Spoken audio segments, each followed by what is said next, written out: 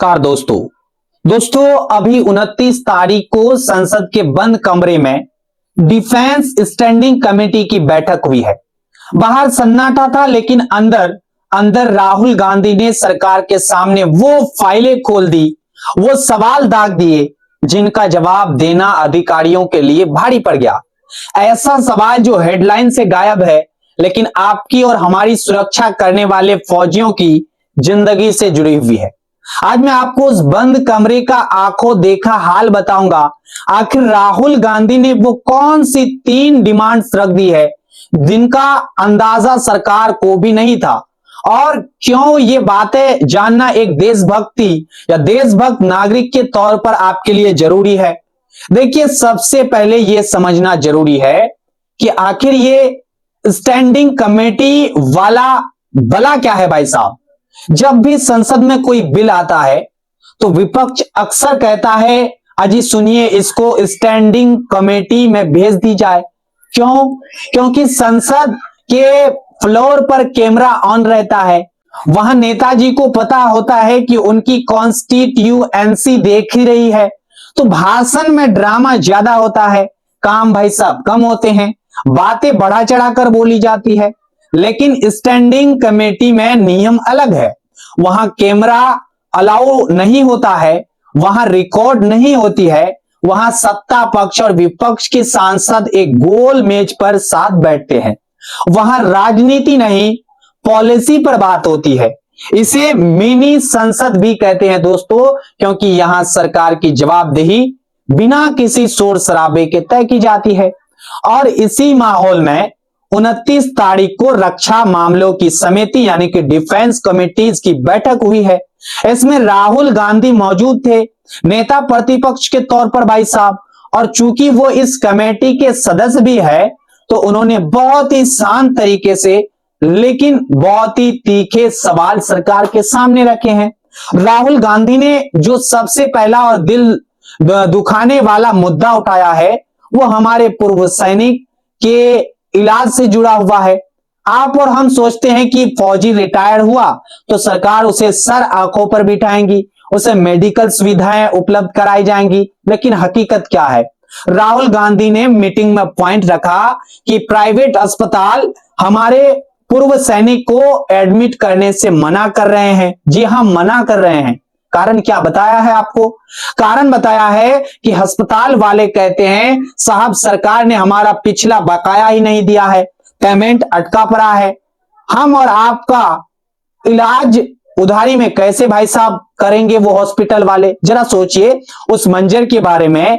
एक जवान जिसने देश के लिए अपनी जवानी के सबसे कीमती साल दिए, वो एक प्राइवेट अस्पताल के रिसेप्शन पर खड़ा होकर अपने इलाज की भीख मांग रहा है और उसे लौटा दिया जाता है क्योंकि सरकार ने बिल नहीं भरा। भाई साहब, राहुल गांधी ने साफ शब्दों में कहा, यह बहुत ही गलत है, यही नहीं होना चाहिए। सरकार की लेट फीफी की सजा हमारा फौजी को क्यों मिल रहा है? भाई साहब, हमारा फौजी जो है वो क्यों भुगते? यही सवाल सीधा सिस्टम के मुंह पर तमाचा था। दूसरा सवाल राहुल गांधी ने उठाया है जो और भी गंभीर है। भाई साहब, राहुल गांधी ने पूछा कि रिटायर्ड सैनिकों को कैंसर और किडनी जैसी जानलेवा बीमारियों के लिए सरकार कितनी आर्थिक सहायता देती है? जवाब निकल कर आया मात्र 75,000 रुपए। दोस्तों, आप खुद बताइए, आज के जमाने में जब महंगाई आसमान छू रही है, क्या 75,000 रुपए में कैंसर का इलाज संभव है? इसमें तो ढंग से कीमोथेरेपी के सेशन नहीं होते, किडनी का डायलिसिस नहीं होता, दवाई ही लाखों की भाई साहब इसमें आ जाती है। राहुल गांधी ने तर्क रखा कि यह राशि बेहद ही कम है, यह एक तरह का भद्दा मजाक है। आप कह रहे हैं कि हम मदद कर रहे हैं, लेकिन वो मदद किसी काम का नहीं है भाई साहब। उन्होंने पुरजोर मांग रखी कि इस हेल्थ फंड को तुरंत बढ़ाया जाए, और चूंकि वहां कैमरा नहीं था इसलिए सरकार के पास इस पॉलिटिकल स्टंट कहने का मौका नहीं था। उन्हें मानना पड़ा कि हाँ, समस्या तो है भाई साहब। तीसरा मुद्दा आज राहुल गांधी ने क्या उठाया है? हमारे देश के नौजवान और रिटायर्ड हो रहे हैं, फौजियों के भविष्य से जुड़ा हुआ है भाई साहब। राहुल गांधी और कमेटी के बाकी सदस्यों ने आंकड़ों के साथ सरकार को आज घेरा है। देखिए, नियम यह है कि सरकारी नौकरियों में रिटायर्ड सैनिक के लिए 10% से लेकर 25% तक का कोटा या प्रावधान होता है। मतलब अगर 100 नौकरियां निकली है तो 10 से 15 हमारे पूर्व फौजी को मिलनी चाहिए। लेकिन आज की हकीकत क्या है? कमेटी के सामने जो डेटा आया है वो चौंकाने वाला था। 2019 में सिर्फ 1.9% पूर्व सैनिक को ही सरकारी नौकरी मिली है। कहां 10 से 15% का वादा और कहां 1.9% की हकीकत। 2% भी पूरा नहीं हुआ। राहुल गांधी ने सवाल उठाया कि हर साल लगभग 60,000 सैनिक रिटायर होते हैं।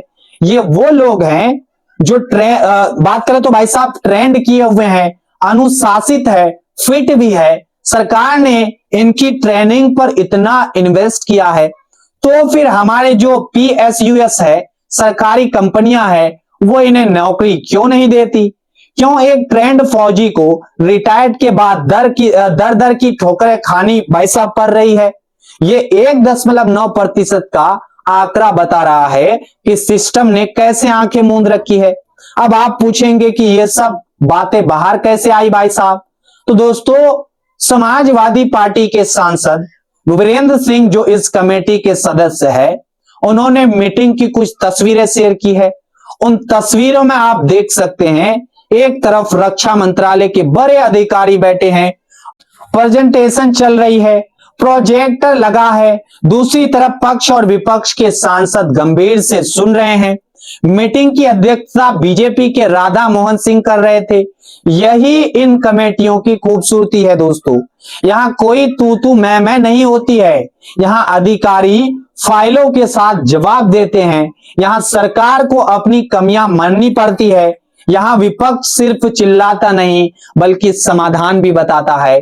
इसलिए इसे भाई साहब मिनी संसद भी कहा जाता है। लेकिन दोस्तों, दुख की बात यह है कि आजकल सरकार इस सिस्टम को ही दरकिनार कर रहे हैं। आपने देखा होगा हाल ही में कितने ही महत्वपूर्ण बिल आए जिन्हें बिना किसी स्टैंडिंग कमेटी भेजे, बिना किसी जांच परख के बस संसद में भीड़ के जोर पर पास कर लिया गया। वो जी राम जी बिल हो या फिर कोई और, अगर वो इन कमेटियों में आते तो शायद उन पर भी ऐसी ही विस्तृत चर्चाएं होती, कमियां सुधारे जाते। राहुल गांधी ने 29 तारीख को जो सवाल उठाए वो किसी एक पार्टी के नहीं बल्कि देश के रक्षकों के सवाल थे। प्राइवेट अस्पतालों की मनमानी, 75,000 की मामूली रकम और 1.9% रोजगार का सच, ये वो बातें हैं जो गोदी मीडिया आपको प्राइम टाइम पर नहीं दिखाएगा, क्योंकि वहां तो हिंदू मुस्लिम से किसी को फुर्सत ही नहीं है। अब फैसला आपको करना है। क्या आपको नहीं लगता कि देश के हर बड़े मुद्दे पर ऐसी ही गंभीर चर्चाएं होनी चाहिए? क्या हमारे फौजियों को उनका हक नहीं मिलना चाहिए? अपनी राय नीचे कमेंट बॉक्स में जरूर लिखिए। खासकर उस 75,000 वाली लिमिट पर आप क्या सोचते हैं? और हाँ, अगर आपको लगता है कि हम वो सच आपको दिखा पा रहे हैं जो बाकियों से छूट जाता है, तो चैनल को आप सब्सक्राइब भी करें, वीडियो को अपने दोस्तों और व्हाट्सएप ग्रुप में शेयर भी करें। फिर मिलते हैं अगली खबर के साथ। तब तक के लिए भाई साहब दीजिए हमें इजाजत। जुड़ने के लिए आप सभी का बहुत बहुत धन्यवाद।